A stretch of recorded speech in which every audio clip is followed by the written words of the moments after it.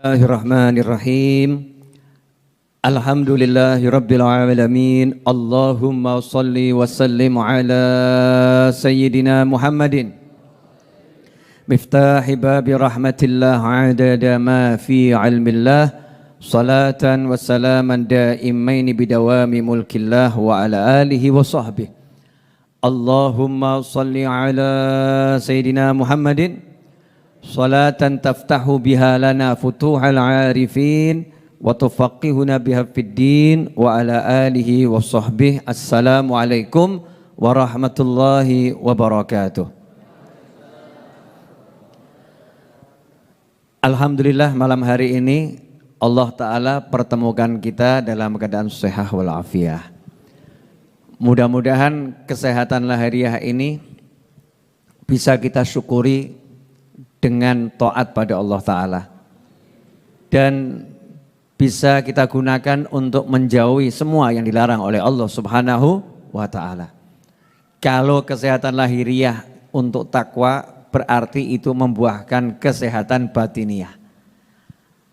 Apalah artinya kalau jasadnya sehat tapi rohaninya sakit?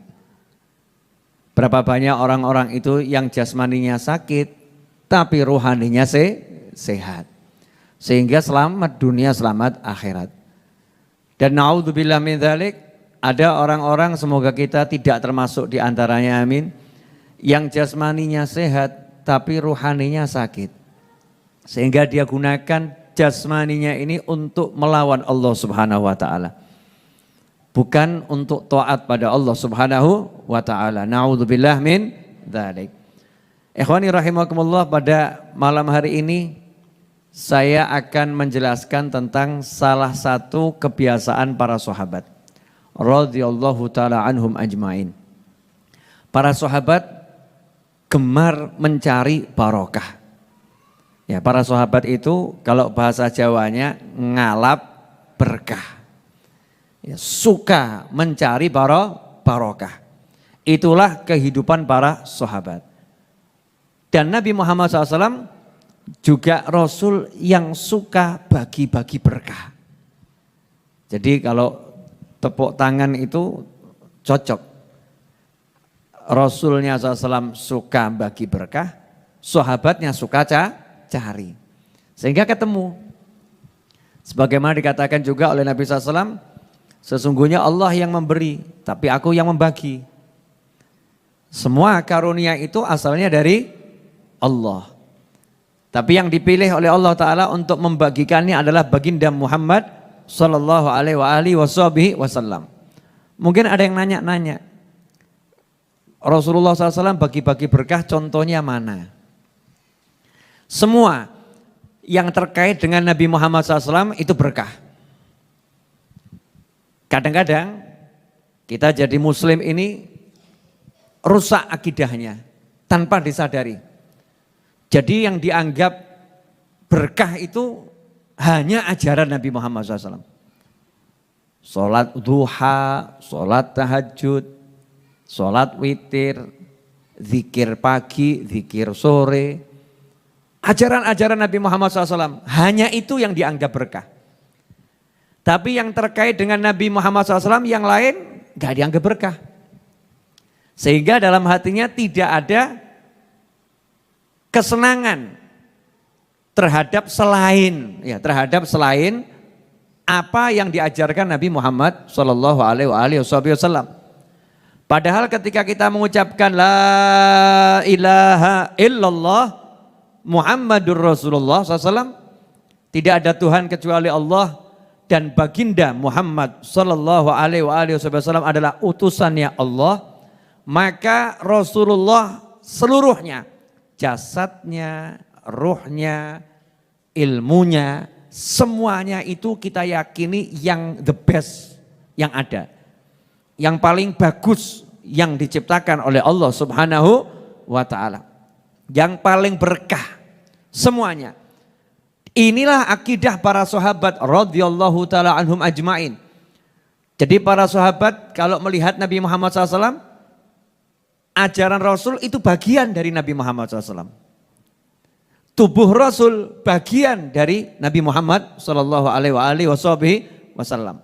Semua yang terkait dengan Nabi SAW bagian dari Nabi Muhammad Shallallahu Alaihi Wasallam. Sehingga para sahabat mengejarnya, yang dikejar Nabi Muhammad SAW, bukan yang lain.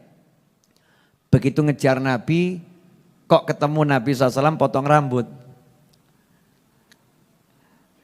Ya, sahabat ngejar Nabi, ketemu Nabi Muhammad SAW potong rambut. Kira-kira sahabat melihat atau nunggu rambut yang dipotong? Tanya sama ahli hadis dan tanya sama ahli sejarah. Gak ada judulnya Nabi Muhammad SAW potong rambut, kemudian sahabat menganggap rambut. Gak ada. Begitu rambut dipotong, sahabat melihat potongan rambut itu adalah bagian dari Nabi Muhammad SAW. Kalau Rasulnya mulia, maka potongan rambutnya juga sama mulia. Sangat mulia. Karena itulah kalau Nabi Muhammad SAW itu potong rambut, sahabat nunggu jatah rambut dari Nabi Muhammad SAW. Dan indahnya baginda Muhammad SAW paham kalau sahabatnya butuh berkah rambut beliau SAW. Sehingga Rasul buat tim bagi rambut. Satu ditugaskan bagi rambut potongan sebelah kanan, satu ditugaskan bagi rambut potongan sebelah kiri. Dibagi kepada para sahabat. Dan itu diwariskan turun-temurun. Hingga ada yang sampai sekarang, tapi hati-hati dengan modus-modus yang terjadi. Ya, hati-hati dengan modus-modus yang terjadi. Jangan suka kita ngarang-ngarang ini rambut Nabi. Naudzubillah min dzalik ya. Kalau ngarang. Tapi ada manusia-manusia yang secara turun-temurun punya dari Nabi Muhammad Shallallahu Alaihi Wasallam. Dan itu keberkahannya nyata. Barokah itu gak bisa didefinisikan secara kasat mata. Namanya barokah itu sesuatu yang tumbuh baik, kebaikan yang tumbuh terus. Sehingga kalau berkah itu di duit, duitnya manfaat terus. Berkah itu di badan, badannya wujudnya model apapun manfaat terus. Berkah itu di rumah, rumahnya sekecil apapun, segede apapun manfaat terus.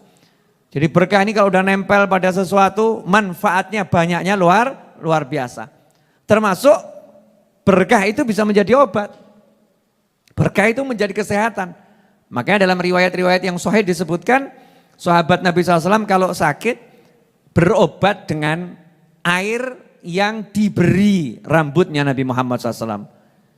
Kemudian rambutnya disimpan, airnya diminumkan. Kontan langsung sembuh dengan izin Allah Subhanahu wa ta'ala. Ini berkah. Ya, berkah dari rambutnya Nabi Muhammad sallallahu alaihi wasallam. Ada pula yang kita lihat dalam kitab-kitab hadis yang sahih. Nabi SAW itu dalam Bukhari sampai dilihat ketika Sulh Hudaybiyah disaksikan oleh orang-orang musyrik saat itu.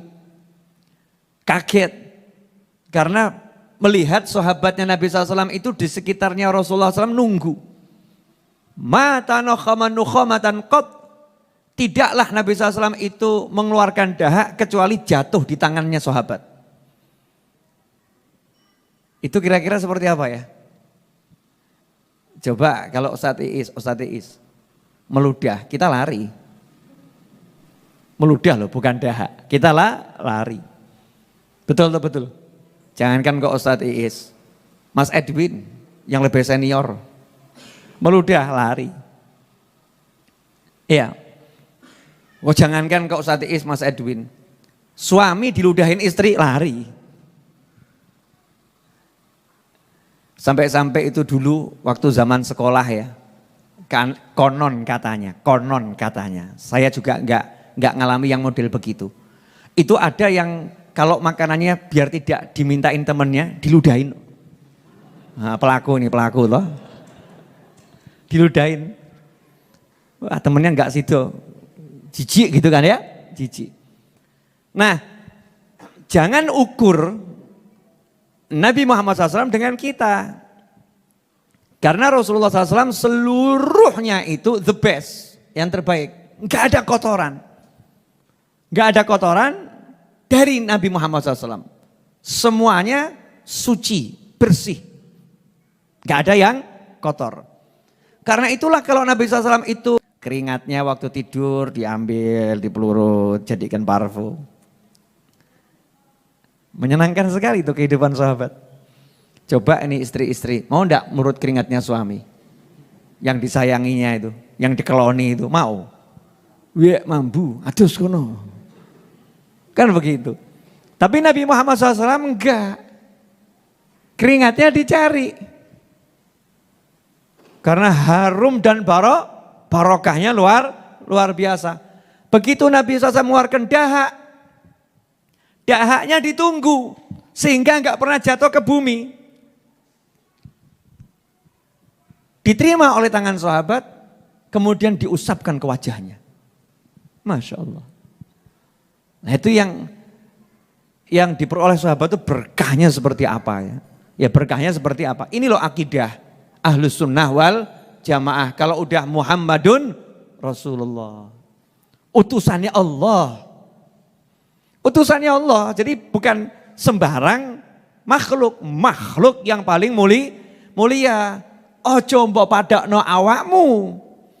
Jangan kamu samakan dengan dirimu, kan sama-sama manusia. Manusia sama-sama manusia. Baru kita saja sama-sama manusia wajah berbeda kok. Baru kita yang biasa ini sama-sama manusia, abab ambune ya beda kok. Betul atau betul? Ada yang aromanya itu mulutnya busuknya luar biasa. Karena lambungnya masalahnya luar biasa. Karena giginya juga mungkin udah bermasalah. Ada yang mulutnya tak beraroma. Wah, ada yang mulutnya aromanya harum gitu ya. Mbah dikai apa kuwi? Harum. Kan ada yang seperti itu. Ini baru manusia biasa. Kalau Nabi SAW itu bukan manusia biasa. Beliau adalah manusia yang luar biasa. Tidak ada yang menyamai Nabi Muhammad SAW. Tidak ada. Wong tubuhnya dibawa ke langit, enggak kobong. Survei ke neraka enggak kepanasan. Pernah enggak Rasul survei ke neraka? Neraka itu panas enggak? Wis tau nyoba. Naudzubillah min dzalik. Allahumma ajirna minan nar. Neraka itu panasnya pol. Tapi Nabi Muhammad SAW survei ke neraka. Loh malaikat yang di neraka kan ya hidupnya ya di neraka ya. Kepanasan malaikat? Ya enggak. Malaikat diciptakan dari cahaya. Nabi SAW daging, kulit, tulang, manusia. Ada api di situ, ya enggak panas. Kenapa? Karena beliau adalah makhluk yang paling sejuk. Ya makhluk yang paling sejuk. Bahkan nerakanya tambah kesejukan itu. Dapat kedatangan Nabi Muhammad sallallahu alaihi wasallam. Ikhwani rahimakumullah. Jadi ketika Rasul itu mengeluarkan dahak, sahabat melihatnya dan nyata memang bukan dahak. Bagian termulia di jagat raya. Bagian termulia di jagat raya. Bisa enggak kita punya keyakinan seperti itu? Kalau belum bisa seperti itu, berarti kamu belum benar-benar meyakini kalau Muhammad SAW adalah utusannya Allah. Kalau engkau yakini beliau SAW adalah Sayyidina Muhammad SAW, utusannya Allah, maka engkau melihat sekujur tubuh beliau adalah the best, yang terbaik di jagat raya. Enggak ada yang mirip. Sehingga semua yang dari Nabi SAW itu ditunggu, dicari. Ya ditunggu dan dicari. Saya mau nanya, ini sekarang kalau ada batu meteor jatuh, harganya murah atau mahal? Murah atau mahal? Mahal. Batu atau apa batu? Batu atau bukan batu? Kamu suruh nyimpen mau? Nyimpen itu aja, opo watu gitu kan ya, batu. Tapi kalau dijual mahal atau murah? Mahal. Kenapa? Batu meteor dari ruang angkasa. Kanjeng Nabi Muhammad SAW itu, Masya Allah, sudah survei surga, sudah survei neraka, sudah ketemu Allah Ta'ala. Terus mau kamu samakan dengan dirimu, mikiro. Zatnya Nabi SAW suci, bersih, mulia. Maka kita harus bisa menyamakan akidah kita dengan akidahnya para sahabat. Bagaimana cara para sahabat memandang Nabi Muhammad sallallahu alaihi wasallam. Oh, nanti baru di situ kita bisa menemukan sesuatu yang luar biasa. Sabar loh, ini saya belum ngajar ya. Muqaddimah 30 menit kan lumayan. Kurang lebih 20 menit sekian. Boleh dilanjut? Ya, monggo diunjuk. Kalau dingin kan kurang enak kopinya. Nah, ikhwani rahimakumullah. Setelah itu, Nabi Muhammad SAW kalau kita lihat dalam berbagai riwayat, kalau ada sahabat yang sakit, air bekas wudhunya Nabi SAW diciprat-cipratkan. Yang sudah 3 hari itu setengah sadar, setengah enggak sadar, begitu kena percikan air wudhunya Nabi Muhammad SAW, langsung seger. Ya langsung seger. Karena kena air bekas wudhunya Nabi Muhammad SAW. Ini kisah ini cukup masyhur kalau kita belajar kehidupan para sahabat. Karena itulah sahabat selalu mencari berkahnya Nabi Muhammad SAW. Cari. Enggak kemudian, sementing aku sholat. Saya ngaji. Sholat. Udah. Urusannya Allah. Dengan Allah, sholat dengan Allah, ngaji dengan Allah. Kanjeng Nabinya dibuang SAW. Gak begitu. Gak ada judulnya la ilaha illallah. Mandek, no. La ilaha illallah Muhammadun Rasulullah SAW. Satu paket, Tuhan dengan makhluk kesayangannya. Satu paket, Tuhannya gak mau makhluk kesayangannya dipisahkan. Allahumma sholli wa sallim alaihi. Allahnya yang gak mau. Jadi kalau kita mau misah-misahkan Rasul dari Allah, Allah dari Rasul, berarti kita sudah lebih pintar dari Tuhan kita. Paham? Jadi kalau udah la ilaha illallah Muhammadun Rasulullah, muliakan Nabi Muhammad SAW sebagai utusan Allah yang paling mulia. Nah, ikhwani rahimakumullah. Makanya dalam kitab Sahih Bukhari ini saya ambilkan satu contoh kisah di kitab Sahih Bukhari jilid yang pertama, Kitabus Shalah, Babul Masajid fil Buyut, bab tentang masjid-masjid atau musola-musola di dalam rumah. Ya, musola-musola di dalam rumah. Qala Syekh haddatsana Sa'id bin Ufairin qala haddatsani Laitsu qala haddatsani Uqailun an Ibnu Syihab qala akhbarani Mahmud bin Rabi' al-Ansari anna Idban bin Malik wa huwa min ashabi Rasulillah sallallahu alaihi wasallam mimman syahida Badran minal Ansar annahu ata Rasulullah sallallahu alaihi wasallam faqala ya Rasulullah qad ankartu basari wa ana usalli liqami fa idza kanatil amtar salal wadi alladhi baini wa bainahum lam asti' an atiya masjidahum fa usalliya bihim wa waditu ya Rasulullah annaka ta'tini fa tusalliya fi baiti fa attakhidhu musalla. Ini coba nih. Ini baru sepenggal ya. Nanti saya bacakan sampai akhir. Biar kita paham, belajar ilmu.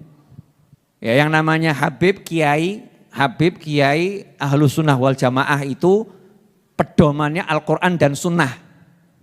Pedomannya Al-Quran dan Sunnah. Makanya yang ngajak umat kembali pada Al-Quran dan Sunnah yaitu Habib sama Kiai. Para ulama Ahlus Sunnah wal Jamaah. Para Habib dan Kiai itu tidak mengedepankan retorika kata-kata. Makanya kalau jangan duduk sama Kiai, dikit-dikit yang diomongkan dalam kitab ini, dalam kitab ini, dalam kitab ini. Semuanya data. Semuanya data dari Al-Quran Sunnah. Dan penjelasan para ulama tentang isi Al-Quran dan Sunnah. Bukan kata-kata. Yang terjadi di luar sana ada orang yang membantah ucapannya para Kiai, para Habaib hanya dengan kata-kata. Dan bermain retorika. Sementara para ulama itu mengedepankan Al-Quran dan Sunnah. Makanya sekarang saya suka ngomong begitu. Ya, ini Al-Qurannya, ini Sunnahnya. Seperti ini ajaran para ulama. Jangan dibilang nih para habaib, para kiai enggak mudeng Al-Quran, enggak mudeng Sunnah. Nah, Diceritakan di sini singkatnya, ada seorang sahabat yang bernama Itban bin Malik radhiyallahu taala anhu. Itban bin Malik radhiyallahu taala anhu salah satu sahabat yang pernah ikut perang Badar. Sahabat itu kalau pernah ikut perang Badar pangkatnya tingginya luar biasa. Termasuk pangkat sahabat yang paling tinggi itu, sahabat yang pernah ikut perang Badar. Kenapa pangkatnya tinggi? Karena berkat perang Badar itulah kemudian Islam tersiar. Allah Ta'ala menyelamatkan muslimin dengan terjadinya perang Badar. Perang 313 pasukan lawan 1000 dengan senjata yang seadanya, kendaraannya ya minim luar biasa tanpa direncanakan. Terjadi peperangan. Saat itulah makanya yang ikut gak bisa pahalanya disaingi dengan sahabat-sahabat yang lain. Karena itu kalau dalam pengajiannya Kanjeng Nabi Muhammad SAW, soft awal itu sahabat Badar, yang lain mundur. Nah ini juga ilmu. Jadi kalau dalam pengajian itu kemudian ada yang ditaruh di depan, yang lain disuruh di belakang, bukan berarti pilih kasih, bukan. Tapi memang setiap orang yang punya jasa, punya kemuliaan tertentu, memang layak tempatnya di depan. Itu namanya hidup bermasyarakat. Itu namanya jadi manusia. Siapa yang punya jasa memang layak di depan, letakkan di depan. Nah yang disuruh di belakang ya sadar diri, oh itu orang mulia, oh itu punya jasa. Jangan kemudian kita mengatakan kok dibeda-bedakan ya, saya kok ditaruh di belakang ya, yang itu kok di depan ya. Nah itu dilakukan Nabi SAW. Sahabat Badar itu posisinya paling depan, soft awal, karena punya tingkat kemuliaan yang luar biasa. Nah di antaranya adalah Itban bin Malik radhiyallahu anhu. Beliau adalah seorang sahabat Ansor. Ya sahabat Ansor. Muhajir itu sahabat yang dari Mekah hijrah ke Madinah, namanya muhajirin. Kalau Ansor itu sahabat yang berada di Madinah, yang menerima pendatang-pendatang dari Mekah, namanya Ansor. Rasul menyatakan hubbul ansor minal iman atau kama qala sallallahu. Cinta Ansor itu adalah tanda iman. Dan benci sahabat Ansor itu tanda munafik. Sehingga ngukur orang iman sama enggak iman itu Nabi SAW pakai sahabat. Makanya sampai sekarang ulama mengatakan kalau kamu benci orang soleh, tandanya kamu munafik. Kalau kamu cinta orang soleh, tandanya kamu mukmin. Nah ini dari mana? Kok sampai ulama mengatakan mencintai orang soleh tanda keimanan, membenci orang soleh tanda kemunafikan? Ya karena Rasul juga mengajarkan SAW, cinta Ansor itu adalah bagian daripada iman. Bencinya adalah kemunafikan. Kok sampai seperti itu ya? Sahabat Ansor dihargai oleh Nabi Muhammad SAW. Iya. Karena banyak menolong Nabi SAW dan para sahabat yang berasal dari Mekah. Sehingga mencintainya sebuah keimanan. Di sini juga menjadi dalil kalau kita mencintai orang soleh berarti kita iman. Berarti kita mencintai orang soleh kita lagi menambah iman. Berarti kita mencintai orang soleh kita lagi ibadah. Karena iman itu adalah ibadah. Makanya jangan kemudian dikatakan mendatangi orang soleh nggak ada manfaatnya. Ziarah orang soleh nggak ada manfaatnya. Duduk bersama orang soleh nggak ada manfaatnya. Cinta itu maknanya luas. Duduk bersama yang dicintai bagian dari cinta. Mengunjungi yang dikasihi bagian daripada cinta. Menyebut-nyebut yang disayangi bagian dari cinta. Kalau engkau cinta sahabat Ansor di zaman Nabi Muhammad SAW dan sampai sekarang engkau akan suka menyebut-nyebut nama sahabat Ansor. Ketika engkau menyebut-nyebut nama sahabat Ansor, maka engkau sedang menunjukkan keimananmu kepada Allah Subhanahu wa ta'ala. Karena Rasul menyatakan cinta Ansor bagian daripada iman. Jelas sampai di sini? Ya, berarti mencintai orang soleh itu iman atau enggak iman? Iman. Mendatangi orang soleh upaya mewujudkan iman, betul ya? Bagian dari cinta. Berarti berjalan mendatangi orang soleh ibadah atau enggak ibadah? Ibadah. Duduk bersama orang soleh ngobrolkan yang baik, menghibur hatinya, ibadah atau enggak ibadah? Ibadah. Mau sama orang biasa aja ibadah, apalagi orang orang soleh. Nah, ini kadang nggak dipahami. Kadang orang itu menganggap ibadah itu hanya yang mahdhah. Tapi ibadah-ibadah kemanusiaan duduk bersama orang-orang yang dimuliakan Allah Ta'ala seakan-akan dianggap itu biasa-biasa saja. Sedangkan Nabi SAW menganggap itu luar biasa. Sampai menyatakan hubbul ansor minal iman. Dan benci ansor itu munafik. Nah, kalau berarti gunjing orang soleh, munafik nemen itu. Jelek-jelekin orang soleh, munafik nemen itu.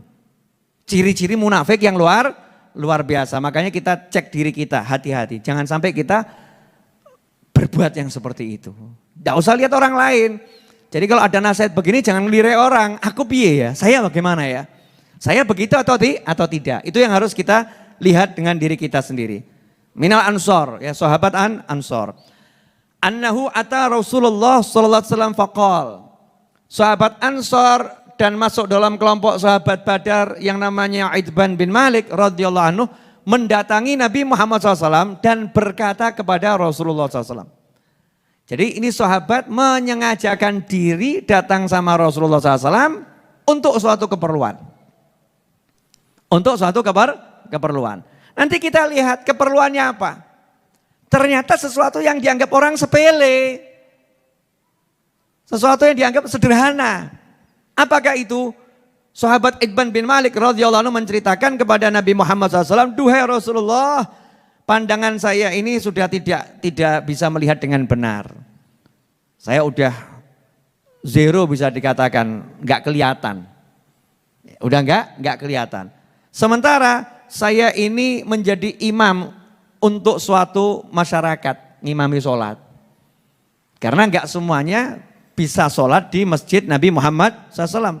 Ada yang di desa-desa ya masjidnya di desa tersebut. Nanti kalau Jumat baru pada ngumpul. Makanya dikatakan oleh Imam Ghazali bid'ah yang pertama kali terjadi dalam Islam menurut Imam Ghazali adalah orang berangkat Jumatan nunggu azan. Baru berangkat. Dulu sahabat Nabi SAW itu ya subuh sudah kumpul untuk Jumatan. Subuh sudah kumpul untuk Jumatan. Sekarang kita nunggu qomat baru berangkat. Nunggu qomat baru berangkat. Nah, model begini-begini ini enggak dibahas ya, enggak dibahas. Padahal inilah yang dibahas sama ulama. Jumat itu suatu yang sangat mulia. Datanglah Itban bin Malik radhiyallahu anhu berkata pada Nabi SAW, saya ini imam di satu desa, di satu kaum saya jadi imam. Fa idza kanatil amtar salal wadil ladzi baini wa bainahum. Nah, kalau hujannya itu lebat, lembah antara rumah saya dan perkampungannya orang-orang yang saya imami itu kebanjiran. Ya kebanjiran. Sehingga saya tidak bisa lam astati an atiya masjidahum. Sehingga saya tidak bisa mendatangi masjid mereka. Karena banjir. Jalannya rusak. Jalannya rusak, tidak bisa saya ke sana wahai Nabi Muhammad SAW. Ini juga menunjukkan sahabat yang jadi imam itu bukan sembarang sahabat. Sahabat yang pernah ikut perang Badar. Makanya orang kalau mau jadi imam itu yang ngukur dirinya. Saya layak nggak jadi imam? Pantas nggak jadi imam? Kita harus punya tingkat keilmuan dan kesolehan. Keilmuan dan kesolehan. Untuk menjadi imam. Karena imam ini menanggung makmum. Enggak sembarangan, dia menanggung makmum. Tapi kalau udah enggak ada, ya adanya kita ya bismillah kan begitu ya. Tapi kalau ada yang memang lebih soleh, lebih alim, ya beliaulah yang menjadi imam. Ngomong pada Nabi SAW, saya tidak bisa ke masjid mereka ya Rasulullah untuk jadi imam. Wa waditu ya Rasulullah annaka ta'tiyani fatusalliya fi baiti. Ta'tini fatusalliya fi baiti. Ya Rasulullah, saya ingin engkau datang ke rumah saya, kemudian engkau sholat di rumah saya, fa'atakhidhu musalla. Tempat sholatmu itu nanti akan kujadikan tempat sholatku, musolaku. Ini pentingnya. Ya, coba ya, berarti sahabat ini datang ke rumah Nabi SAW, ngapain? Ngundang Nabi Muhammad SAW. Ngasih undangan Undangan untuk apa? Agar Nabi SAW sholat di rumahnya sahabat tersebut. Jelas ini semua? Jadi Itban bin Malik radhiyallahu anhu mendatangi Nabi SAW untuk ngundang Nabi SAW agar beliau berkenan sholat di rumahnya Itban bin Malik. Ngapain disuruh sholat di sana? Agar nanti tempat bekas sholatnya Nabi dijadikan musola. Musolanya nunggu tempatnya dibekasi Nabi dulu. Dibekasin sholat, disolatin Rasul dulu. Kalau udah Rasul sholat di situ, baru saya mau jadikan rumah saya musola. Artinya sahabat melihat, meskipun sahabat ini badri, seorang sahabat badar, yang pangkatnya tinggi, yang ilmunya luar biasa, yang kesolehannya luar biasa, imam udah puluhan tahun. Beliau tidak mengatakan, udah yang penting aku sekarang sholat di rumah, ini musolaku, udah aku ngadep Allah, ini barokah, kan aku sholat, aku ngaji, aku zikir, berkah. Tidak begitu, sahabat mencari Nabi Muhammad SAW, karena ingin rumahnya itu tempat sholatnya, disolatin Nabi dulu SAW. Karena cari berkahnya Nabi Muhammad SAW. Ini loh amalannya sahabat. Dan sekarang mana? Orang yang nyari Pak Yai yang soleh, nyari orang yang soleh, ya tolong ke rumah saya. Ngapain? Bacakan maulid. Ke rumah saya tolong nanti sedikit saja Yai sholat duha di situ. Kenapa? Saya lagi siapkan musola di rumah saya, biar barokah. Giliran ada yang seperti ini, mungkin setan komen. Setan kok komen. Kiai sama Habib kok diagung-agungkan seperti itu. Ujung-ujungnya nanti makan. Ujung-ujungnya nanti makan. Bahkan ada yang nambahi. Setan loh ya, saya nggak ngomong manusia loh ya. Insya Allah gak ada menungso kayak gini. Setan nambahi. Wah paling ujung-ujungnya amplop. Ujung-ujungnya amplop. Diundang maulid, duha, yasin, tahlil. Ujung-ujungnya makan plus amplop. Saya mau kasih tahu, ngasih makan dan amplop itu amalannya sahabat. Jadi biar paham. Sahabat tuh amalannya seperti itu. Ngundang Kanjeng Nabi SAW enggak kotongan. Diundang, disuguhi. Dikasih makan, diservis. Itu namanya akhlak. Itu namanya budi pekerti. Itu namanya kemuliaan manusia yang mengerti. Makanya saya mau lanjutkan. Tadi kan baru tahap ngundang ya. Belum yang diundang datang, betul ya? Dilanjutkan atau cukup? Ya, setelah yang berikut ini. Enggak diunjuk.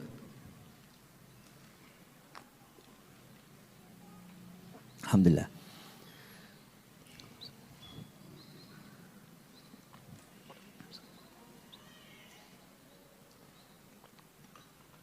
Alhamdulillah. Maka dilanjutkan, maaf tadi kalau di awal saya baca hadisnya kalau ada yang salah, saya nggak pakai kacamata ya, jadi agak nyampur-nyampur, maklum, mata remaja ya seperti ini. Lanjut. Jawaban Nabi SAW, faqala lahu Rasulullah sallallahu alaihi wasallam, sa'af'alu insyaallah. Kanjeng Nabi diundang khusus untuk berkati musola. Apakah Nabi mengatakan, wes gak usah aneh-aneh, sholat kis berkah, jangan kultuskan aku, jangan agung-agungkan aku. Ngapain cari-cari berkahku, gak usah dikultuskan aku, gak usah diagung-agungkan aku. Apakah begitu jawaban Nabi Muhammad SAW? Enggak. Rasul membenarkan akidah sahabat ini. Akidah sahabat dibenarkan dan didukung oleh Nabi SAW. Yang mana sahabat meyakini sholatnya Nabi di rumahnya adalah sesuatu. Maka saat itulah Rasul mengatakan, aku akan memenuhi undanganmu insya Allah. Karena menyenangkan muslim itu pahalanya luar biasa. Tapi jangan setelah ini engkau menggunakan dalil, Beb, tak undang gak teko awas. Saya akan jawab, suguhanmu apa? Tergantung suguhannya apa sih, kan begitu ya. Undangannya akeh kok ya, menurut nomor antri yang berlaku. Ya, sesuai urutan yang berlaku. Lanjut enggak nih? Enggak boleh lanjut, aku tetap lanjut kok. Masya Allah. Fagoda qala Idban, maka Idban bin Malik radhiyallahu anhu menceritakan ini sahabat dongeng ya, sahabat dongeng. Dados dongeng sahabat itu penting. Sahabat itu mendongeng. Jadi kalau ada kiai dongeng itu penting. Dongengnya kiai itu ilmu. Aja mbok padake Doraemon. Giliran dongengnya Doraemon dirungokno, dongengnya kiai disepelekno. Ajarannya siapa itu? Kita diajarin oleh sahabat. Kalau sahabat mendongeng, menceritakan sesuatu, dengarkan karena itu ilmu. Kalau ulama menceritakan sesuatu, itu ilmu. Dengarkan dengan baik. Jadi bedakan antara dongengnya ulama sama dongengnya Doraemon. Paham gak? Gak paham ya wis. Lanjut. Iya, kalau saya nggak begini kan jenengan tidur semua. Kalau begini kan rodok melek ya, terutama santri-santri virtual di rumah masing-masing. Ya, dengan senyum-senyum indah yang menghias layar monitor saya, bukan layar monitor Anda. Itu muncul tuh. Nah, tuh santri-santri virtual saya. Alhamdulillah. Lanjut. Qala Idban berkata dengan bangga nih menceritakan. Ya dengan bangga menceritakan. Fagoda Rasulullah SAW wa Abu Bakrin hina irtafa'an nahar. Setelah matahari mulai naik meninggi. Yaitu dalam syarah dijelaskan kapan itu? Waktu duha. Belum zuhur. Waktu duha. Berangkat Nabi Muhammad SAW ke rumahnya Idban bin Malik radhiyallahu anhu. Mengajak sahabat tercintanya yaitu Sayyiduna Abu Bakar As-Siddiq radhiyallahu anhu. Gak nanggung-nanggung, gak ijen, gak sendirian. Ngajak bolo Nabi Muhammad SAW. Saya diundang nih. Idban bin Malik butuh rumahnya tak berkati. Ayo Abu Bakar ikut saya. Bil makna ngaten kan. Berangkat bersama Sayyidina Abu Bakar As-Siddiq radhiyallahu taala anhu. Fasta'adzana Rasulullah SAW fa'adzintulah. Sampai di rumahnya Idban, Nabi SAW minta izin masuk rumah. Loh Kanjeng Nabi itu masuk rumahnya orang ya izin, gak bludas-bludus. Minta izin. Karena kan ada jam-jam mungkin yang diparani lagi gitu loh ya. Makanya kalau jangan ke rumahnya orang kok Assalamualaikum. Walaupun di sana penuh kresek, gak ada yang bukai paham gitu loh ya. Oh ini yang di rumah lagi ada urusan. Ya udah nanti balik lagi. Ojo tambah bengai, yai, aku paham awakmu ono. Ojo pura-pura budek ngono. Habib, saya tahu kamu di dalam.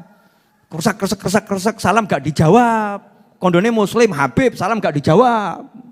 Apa awakmu? Masya Allah, kita santri gak genah kalau begitu. Setiap orang masuk rumahnya orang itu, ya, yang di dalam rumah punya hak untuk tidak menerima. Itulah Islam, punya hak untuk tidak menerima. Makanya kalau mau ke rumahnya orang, bukan pakai maunya kita. Kira-kira yang didatangi itu mau nerima enggak di jam segitu. Seperti kalau kamu ke dokter, datang di jam praktek, jangan di jam tidur. Betul. Datang ke dokter di jam tidur. Terus dia, dokter aku sakit. Ya engkau jam 4. Ojo jam 2. Jam 4, jam praktek jam 4 sore, bukan jam 2 siang. Enggak salah dokternya, salahnya kita yang datang bukan pada waktunya. Fasta'dzana. Nabi SAW kemudian meminta izin. Fa'adzintullah, maka aku mengizinkan beliau untuk masuk ke dalam rumahku. Falam yajlis hatta dakhalal bait. Nabi SAW tidak duduk. Masuk dalam rumah enggak duduk. Tapi langsung memuaskan hajat yang punya rumah. Nah ini saya tiru. Makanya saya kalau diundang pengajian itu datangnya pas ceramah. Itu dalilnya Habib Novel. Habib kalau diundang kok mepet-mepet? Iya. Saya kalau diundang datang pas ceramah. Naik mimbar dulu. Yang penting tugas saya selesai. Itu yang paling pokok. Nabi SAW ketika diundang juga begitu. Masuk enggak duduk. Langsung nanya. Apa pertanyaan Nabi Muhammad SAW? Aina tuhibbu an usolliya min baitik. Hei Idban sahabatku, kamu pengen saya sholat di bagian sebelah mana di rumah ini? Di bagian sebelah mana yang pengen tak sholati yang sebelah mana? Artinya Nabi SAW langsung sholat. Langsung sholat. Sholat apa? Zuhur? Bukan. Asar? Bukan. Maghrib? Bukan. Isya? Bukan. Subuh? Bukan. Waktu duha. Dan itulah kemudian ulama mengomentari sholatnya Nabi saat itu adalah sholat duha. Apa yang terjadi? Qala fa asyartu lahu ila nahiyatin minal bait. Kata Itban bin Malik, maka saya menunjukkan pada Nabi Muhammad SAW salah satu sudut rumah. Di situ ya Rasulullah, saya ingin engkau sholat di sebelah situ. Faqama Rasulullah SAW fakabbar, maka Nabi SAW berdiri menghadap kiblat di bagian rumah yang ditunjuk oleh Itban. Kemudian fakabbar, ya takbir Allahu Akbar, menunaikan sholat. Fakumna fasofafna fasolla rakaatain thumma sallam. Maka kami membuat soft di belakang Nabi Muhammad SAW dan kami ikut sholat bersama Nabi SAW sebagai makmum. Rasulullah sholat 2 rakaat kemudian mengucapkan salam. Ini dalil yang mengatakan jawaz bolehnya orang sholat duha berjamaah. Karena pernah dilakukan oleh Nabi Muhammad SAW. Bukan muakkadah, ya bukan dianjurkan, tapi dibolehkan orang sholat di belakang imam untuk sholat duha. Ada sholat duha berjamaah. Ikhwani rahimakumullah. Qala wa habasnahu ala khazirah sana'naha lah. Masya Allah. Katanya sahabat Itban, setelah selesai sholat, Kanjeng Nabi SAW kami tahan dulu. Jangan pulang ya Rasulullah. Sudah disiapkan makanan. Ya, santap dulu makanannya, hidangannya disantap. Nah, ini adabnya begitu kalau ngundang orang. Jangan ngundang orang kemudian yainya warok kok. Zuhud. Enggak butuh hidangan. Kalau Senin biasanya puasa. Jadi paskan saja hari puasanya. Lumayan ngirit. Kalau ngundang Habib nih, Habibnya enggak butuh dunia ini. Enggak butuh dunia. Jadi sudah, yang penting datang ceramah suruh pulang selesai. Enggak begitu. Ajarannya Nabi SAW, sahabat begitu Nabi selesai memenuhi undangan, gak boleh pulang. Duduk dulu ya Rasulullah. Apakah Kanjeng Nabi SAW mengatakan, gak butuh, saya gak butuh dunia. Saya gak perlu makan. Tugas saya sholat udah selesai.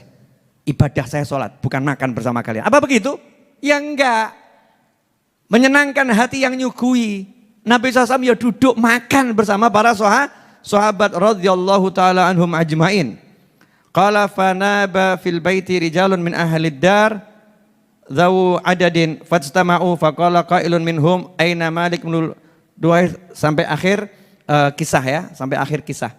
Ternyata saat itu dipanggil beberapa orang kumpul makan bareng bersama Nabi Muhammad SAW.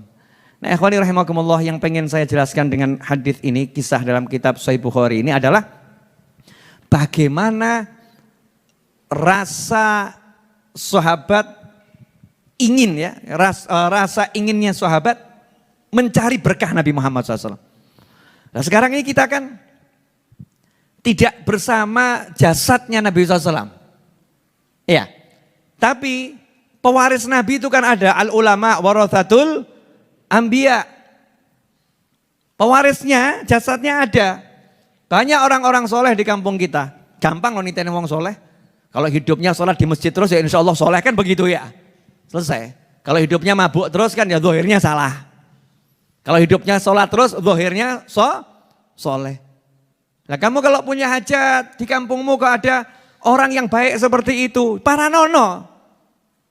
Bah, saya mau nikah. Mana Suroto? Suroto. Ya, harap Suroto dibawa ke depan. Dipersiapkan Mas Suroto. Gandeng orang dua, Pak kesini. Ya, Mbah saya mau nikah, kan begitu ya. Tolong nanti main ke rumah. Nah ngapa saya suruh ke rumahnya? Ya kamar manten saya tolong disolati dulu.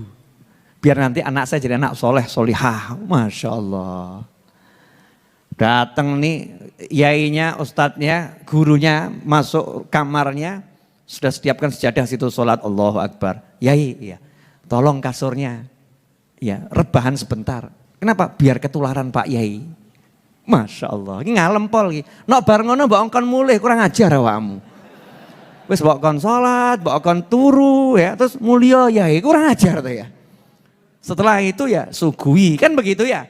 Kalau bisa lebih bagus. Sahabat berusaha memberikan yang terbaik. Suguhan yang terbaik, ini mampu kok dikasihkan.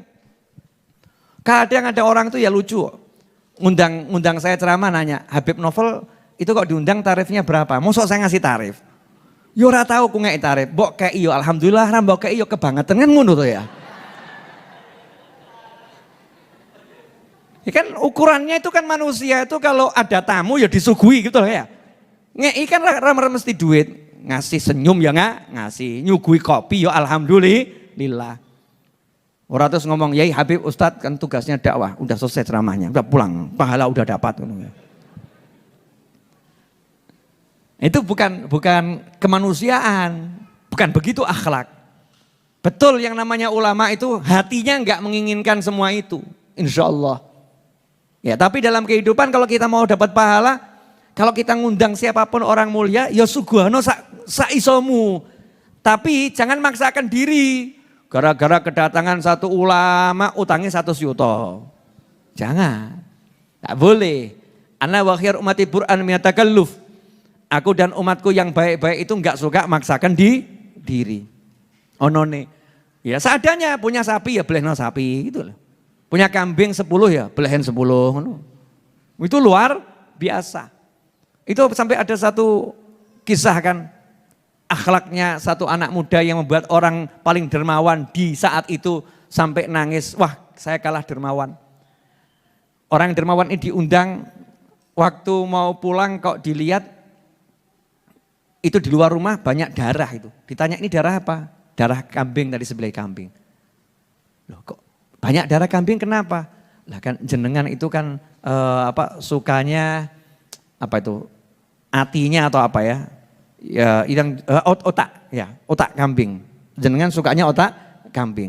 Jadi tadi saya sembelih sekian puluh kambing saya semua itu hanya untuk nyuguhi otak buat jenengan. Masya Allah. Takzimnya sama orang lain, sama tamunya seperti itu. Tamu ini nangis, Masya Allah, kalah lomo aku, kalah lomo. Hanya karena pengen nyenengkan, itu akhlak, memang akhlaknya angel. Karena akhlak mulia itu tiket besar untuk dekat Kanjeng Nabi Muhammad SAW. Aqrabukum ilayya manzilatan minni yaumal qiyamah, atau kama qala ahasinakum akhlaqa. Yang paling dekat dengan aku di antara kalian semua di hari kiamat adalah yang paling mulia akhlaknya. Di riwayat yang lain yang paling banyak solawatnya. Digabungkan sama ulama, siapa yang akhlaknya mulia pasti banyak solawat. Yang banyak solawat akhlaknya pasti akan mulia. Itu satu paket ini. Gak bisa dikatakan orang berakhlak kalau gak mau solawat gitu loh. Gak berakhlak sama Nabi Muhammad SAW. Gak berakhlak sama Allah Ta'ala. Allah Ta'ala perintahkan suruh solawat, suruh salam yang banyak, kok nggak mau solawat salam. Sementing akhlak, akhlakmu ya kayak solawat kan begitu. Orang yang udah banyak solawat berarti udah akhlak sama Allah, akhlak sama Rasulullah. Nanti akan jadi orang yang betul-betul berakhlak di semua aspek kehidupan. Memang proses, ya memang proses. Alhamdulillah. Ikhwani rahimakumullah. Ya mudah-mudahan ini jadi semangat untuk kita semua nyari di kampung kita siapa orang-orang soleh yang bisa berkati rumah kita.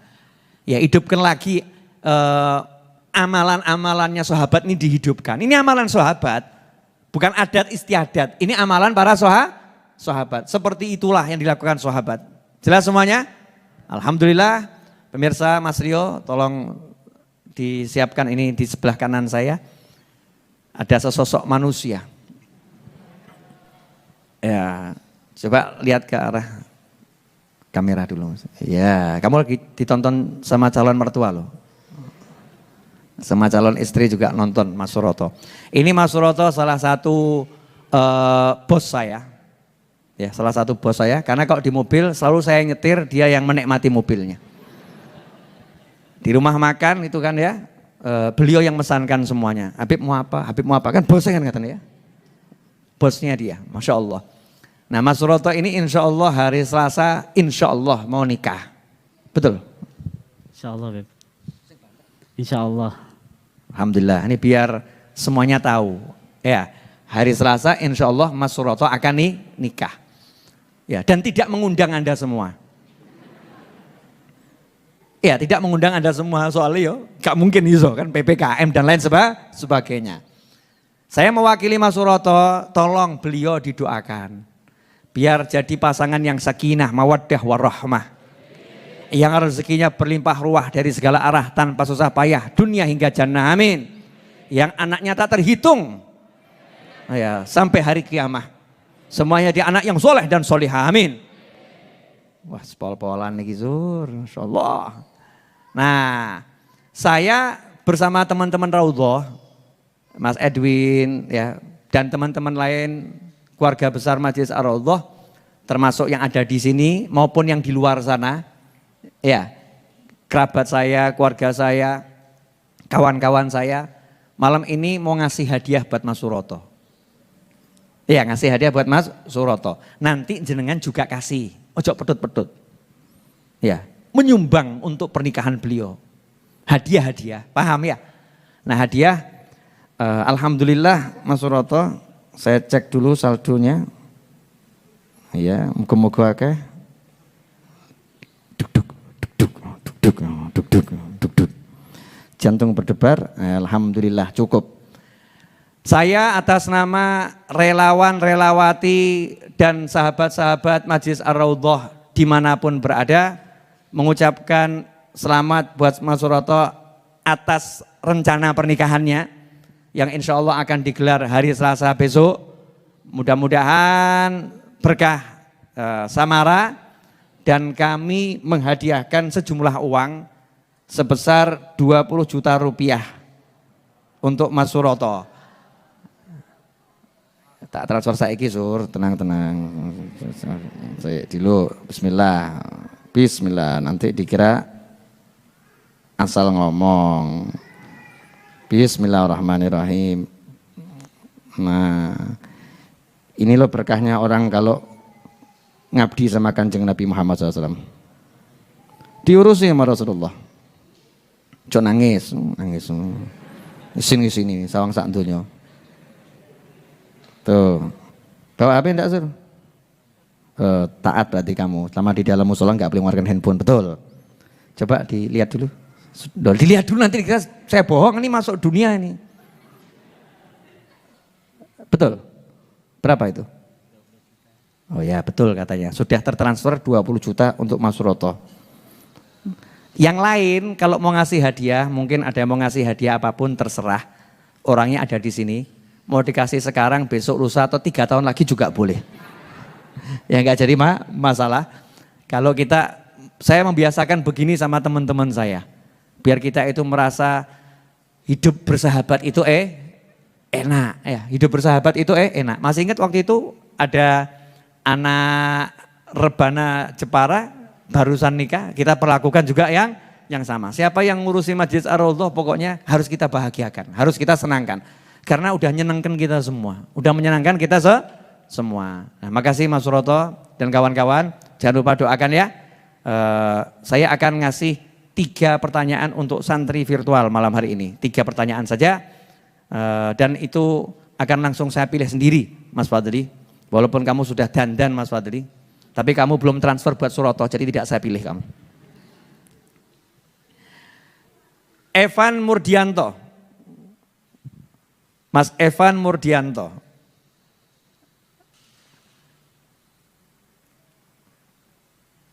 Iya Mas Fadli, Mas Evan Murdianto, pakai kacamata, berkaos merah, tampannya Masya Allah.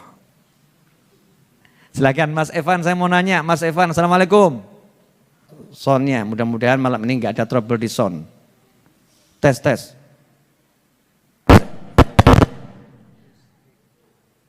Belum masuk. Silakan Mas Fadli, bicara coba. Belum masuk Mas Seto. Jangan panik lagi Mas Seto. Mas Seto kadang suka panik. Soalnya belum masuk di ruang musola Mas Evan. Coba dikeraskan Mas Seto. Kelihatannya dengar suara tapi kecil. Mas Evan jangan di. Nah, itu udah masuk. Keraskan lagi Mas Seto. Ya. Sip, ya. Mas Evan, silahkan. Saya mau nanya, Mas Evan dari mana asalnya? Saya dari Pontianak, Beb. Pontianak. Sekarang domisili di mana? Di Pontianak juga. Di Pontianak. Mas Evan, silahkan nanya sama saya apapun. Tugas saya mendengar pertanyaan, kalau bisa dijawab, nggak bisa ya tak dengar tok. Silahkan Mas Evan. Ini Beb, tadi saya sholat Jumat itu ada khutbah nih Beb, tentang Nabi Muhammad. Allahumma sholli alaihi. Ya. itu mengatakan kalau Nabi Muhammad itu hidupnya memang apa ya, agak kekurangan gitu ya Beb. Apa betul itu Beb? Oke, siap. Pertanyaan bagus. Narasi yang kadang disampaikan baginda Muhammad SAW hidup dalam keadaan kekurangan, dalam keadaan susah begitu ya. Nah, betul di satu sisi, salah di sisi yang lain. Jadi orang hidup itu, ya orang hidup itu tidak bisa dinilai di saat ini, tapi alur hidup semua, ya alur kehidupan. Baginda Muhammad SAW sejak kecil yatim, kemudian yatim piatu. Gak punya apa-apa, diasuh oleh Abu Thalib yang juga gak punya apa-apa. Kemudian beliau SAW sejak kecil tidak pernah berpangku tangan, bekerja. Sampai akhirnya jadi eksportir dan importir. Sehingga punya harta yang sangat berkecukupan dan menikah dengan Sayyidah Khadijah. Wanita terkaya di masa itu, radhiyallahu taala anha. Setelah menikah dengan Sayyidah Khadijah, bercampurlah kekayaan baginda SAW dengan kekayaan wanita yang terkaya. Hasilnya Rasul hidup lebih berkecukupan lagi secara lahiriah. Tetapi karena beliau sama ada seorang pemimpin yang memimpin umat, maka beliau menjadikan seluruh hartanya itu untuk perjuangan. Bukan menyimpan dan menumpuk-numpuknya. Beda dengan kita. Rasulullah SAW hartanya digunakan untuk umat. Punya berapa? Habis. Punya berapa? Habis. Punya berapa? Habis. Nah, dari kisah ini kita udah bisa membaca. Berarti sebetulnya Nabi SAW itu hidupnya kekurangan atau sebetulnya memang menghabiskan. Dihabiskan. Nah, orang yang kaya itu adalah orang yang tidak takut miskin. Orang yang kaya itu orang yang sudah tidak butuh. Sementara kita yang masih butuh berarti kita miskin, kita masih butuh, masih kurang. Sementara Nabi SAW sudah gak butuh semua itu. Nah itulah kekayaan yang hakiki. Nah kita menilai sementara ini neraca kaya dan miskin itu dengan materi. Kalau urusan materi Nabi kita SAW udah pernah mencapai puncak materi yang tertinggi. Beliau kemudian habiskan semua itu di jalan Allah Ta'ala. Nah karena beliau suri teladan maka beliau harus bisa tampil dalam semua keadaan. Termasuk keadaan yang mana mau makan gak ada makanan. Sampai mau minum gak ada minuman. Ya, seperti itu. Bagaimana sikapnya? Apakah berkeluh kesah? Enggak. Nabi SAW tidak berkeluh kesah. Tapi menyikapinya dengan santai. Kalau lapar pol gak kuat ikatkan batu satu. Gak kuat lagi fisiknya, tambah satu lagi. Gak kuat lagi, tambah satu lagi. Itu dilakukan Nabi SAW, memberikan contoh. Jangan berkeluh kesah terhadap kekurangan. Karena kekurangan ini bukan kekurangan. Judulnya pas lagi gak punya gitu aja toh. Pas lagi gak punya. Lapar itu apa toh? Pas lagi gak ada makanan. Oh, ada makanan masuk perut jadinya apa? Kenyang. Jangan sampai ketika gak ada makanan kok hidupnya jadi ruwet. Kan aneh gitu. Jangan sampai hidup ini dikaitkan dengan materi. Itulah yang mau disampaikan oleh Nabi Muhammad SAW. Sehingga ketika disebut apakah betul Nabi hidup dalam kekurangan? Jawabannya betul. Tapi nggak pernah kurang. Faham ya? Secara fisik dilihat manusia kurang. Tapi Nabi nggak pernah kekurangan. Saya mau ngasih contoh begini. Kalau kamu sudah bisa menemukan kenikmatan dengan tinggal di pinggir sawah. Dan makan sehari cuma sekali, apakah kamu mau capek dengan tinggal di rumah yang besar, harus ngurusin rumah itu, ya, dan harus mengunyah makanan sehari 20 kali, pilih mana?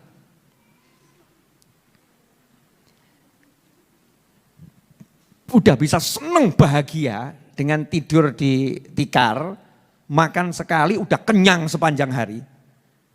Satu lagi kamu tidur di rumah yang besar, kamu seneng tapi harus ngurusin semuanya dan makannya harus berkali-kali dan itu enggak kenyang lapar. Yang ini cuma sekali tapi kenyangnya luar biasa. Pilih mana? Ya kalau saya pilih sekali kenyang luar biasa kan enggak repot, enggak ngunyah, enggak ini kan ya. Enggak perlu ngurus itu, enggak perlu ngurus ini, semuanya sudah cukup merasa asyik dengan itu. Lah itulah Nabi Muhammad SAW. Ya, beliau sudah sampai pada level yang tertinggi. Ya, menjadi manusia hidup itu ternyata kuncinya itu. Kuncinya itu. Jadi Mas Evan, pertanyaanmu bagus. Tapi jawaban saya ya begini nih. Harus lihat dari semua sudut. Ya, semua sudut. Intinya selama ini mungkin kita salah menjalani hidup. Kita menjalani hidup gak cari kepuasan, qanaah, kepuasan hati, merasakan hidup. Yang ada kita kepuasan perut dan kepuasan mata, kepuasan telinga, kepuasan mulut. Sehingga hatinya gak terpuaskan. Hidupnya pun penuh kekurangan. Nah itulah kemiskinan yang sejati. Maka jadilah muslim yang kaya dengan hati udah punya Allah Subhanahu wa ta'ala. Sehingga muslim tidak diperbudak oleh matanya, tidak diperbudak oleh telinganya, tidak diperbudak oleh mulutnya, tidak diperbudak oleh perutnya. Tapi dia merdeka dan dia bisa mengatur kapan kamu harus makan, kapan kamu harus berhenti. Kapan kamu cukup puas dengan melihat sempat sujud. Kapan kamu mendengar ini sedikit aja udah senangnya luar biasa. Sehingga hidupnya tidak pernah resah dan gelisah dengan sesuatu yang terkaitkan dengan telinga, mata, mulut, perut, farj dan lain sebagainya. Jelas? Alhamdulillah. Jazakumullah khairan Mas Evan. Pertanyaannya cakep. Lanjutkan penanya yang kedua. Siapa ya ini enaknya ya? Ting dung ding dung. Guntur Syahid. Wah, namanya Guntur Syahid. Silakan Mas Guntur Syahid.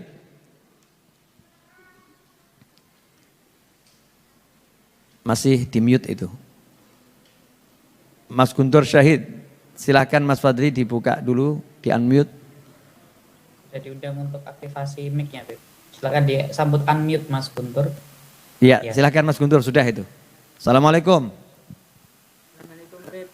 Waalaikumsalam. Agak keras dikit ngomongnya. Mas Guntur tinggal di mana? Aslinya Boyolali, Beb, tapi domisili di Badau. Di mana? Kapuas Hulu, Badau. Badau. Badau itu di mana? Kapuas Hulu, Beb. Kapuas Di Hulu. Kalimantan Barat. Masya Allah. Asli Boyolali ya? Boyolali, Beb. Boyolali yang ada di Kapuas Hulu. Mas Guntur Syahid di Badau, silahkan. Saya baru sekali ini dengar daerah di Indonesia Badau namanya. Ya. Alhamdulillah, kaya raya negara kita ini. Luasnya luar biasa. Mas Guntur silahkan. Ya, Beb. Kemarin minggu yang lalu itu saya ketemu dengan Habib Segaf Baharun, Beb, di Pontianak. Masya Allah. Ya. Alhamdulillah kemarin ada ngisi seminar Mm. di Pontianak, terus dapat ijazah itu, Beb, sholawat al-busro. Mm. Lah itu bisa diamalkan setiap saat atau setelah habis subuh aja, Beb? Karena yang mengijazahkan Habib Segaf Baharun guru saya, maka antum nanti nanya langsung sama Habib Segaf Baharun. Karena ijazah itu sesuai yang ijazahin. Ya, sesuai yang ijazahin. Nanti kalau saya yang menjelaskan tidak seperti yang memberi ijazah nanti salah. Kemarin diijazahkannya untuk apa? Jalankan seperti yang beliau perintahkan. Beliau arahkan. Kalau beliau arahkannya untuk habis subuh ya habis subuh. Kalau beliau arahkannya bebas ya bebas. Nah, saya kan nggak hadir waktu ada pemberian ijazah tersebut. Mudah-mudahan barokah, insya Allah Mas Guntur. Terima kasih untuk pertanyaannya. Terakhir Muhammad Adif.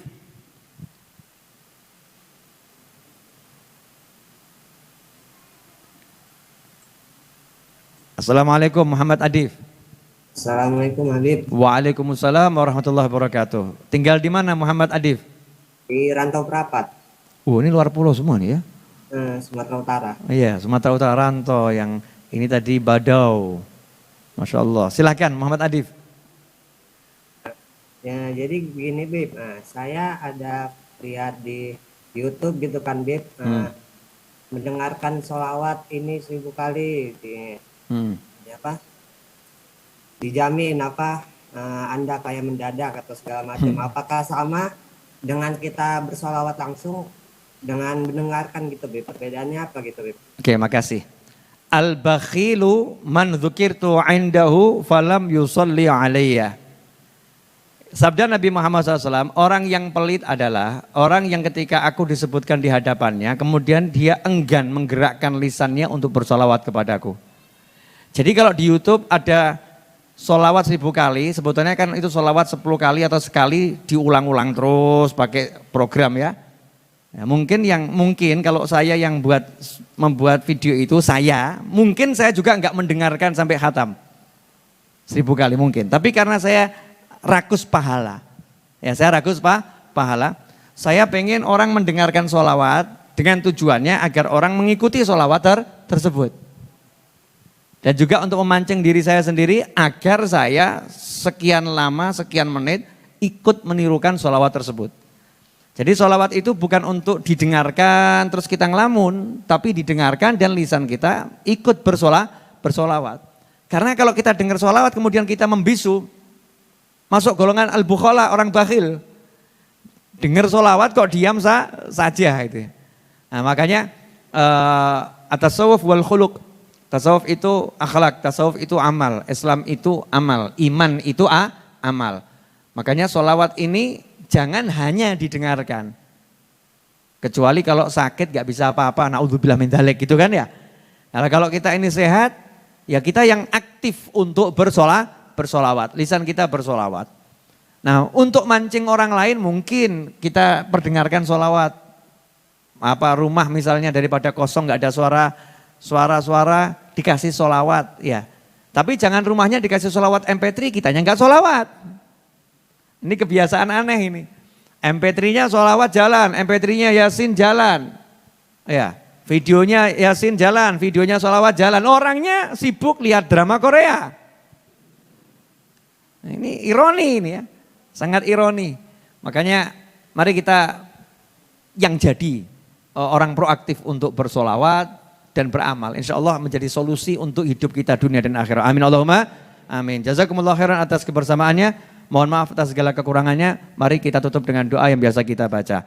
Allahumma salli wa sallim ala Sayyidina Muhammadin miftahi babi rahmatillah adada ma fi ilmillah salatan wa salaman daimaini bidawami mulkillah wa ala alihi wa sahbihi. Allahumma ij'al fi ta'atika farahi wa sururi wa fi mardatika jami'a umuri. Allahumma ya alim bihalati wa muttali' ala sarairi wa niyati iqdi jami'a hajati waghfir dhunubi wa sayyiati wa tajawaz an khati'ati wa zallati wa taqabbal jami'a hasanati wa samihni fima madha wa ma ya'ti waktubni fi diwani sadati wasluk bi sabila najati fi hayati wa mamati. Allahumma inni tami'un fi atak raghibun fi ridak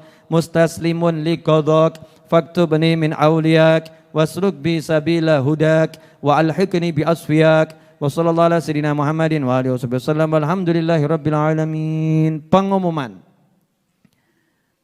dari saya, siapa yang berminat untuk membeli ya tempat untuk membaca kitab, membaca buku dan juga bisa menjadi sandaran monitor ini. Nah, ini hasil kreasi saya setelah mempelajari banyak hal. Hak cipta milik Majelis Ar-Raudhah. Cukup satu papan, bisa dimasukkan tas, bisa dibawa kemana-mana. Ya, bukan sulap, bukan sihir, saudara-saudara.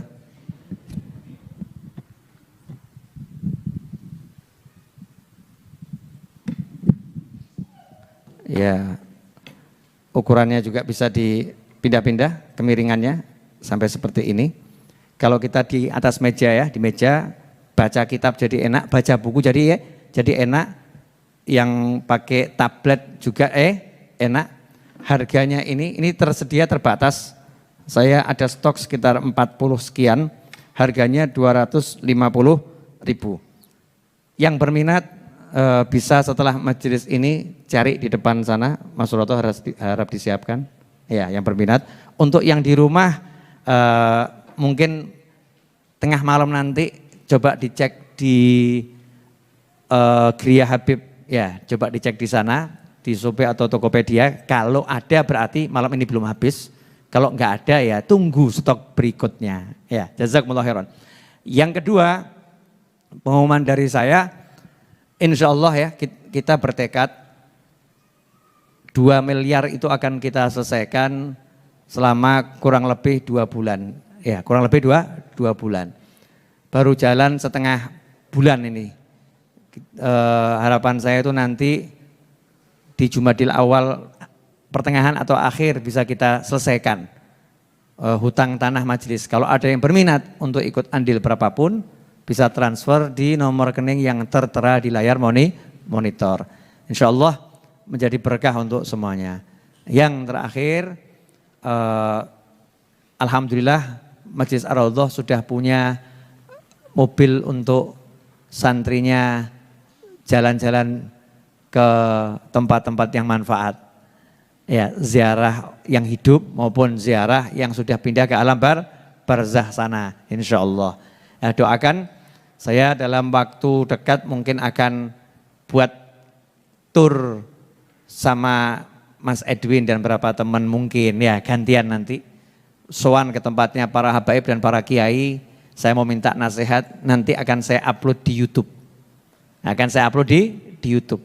Akan jadi nasihat yang menyenangkan, insya Allah. Jazakumullah khairan untuk semua yang sudah membantu. Terima kasih, insya Allah berkah dan manfaat. Walafu minkum, wassalamualaikum warahmatullahi Muhammadin, wa alihi wasallam, walhamdulillahi rabbil alamin. Wassalamualaikum warahmatullahi wabarakatuh.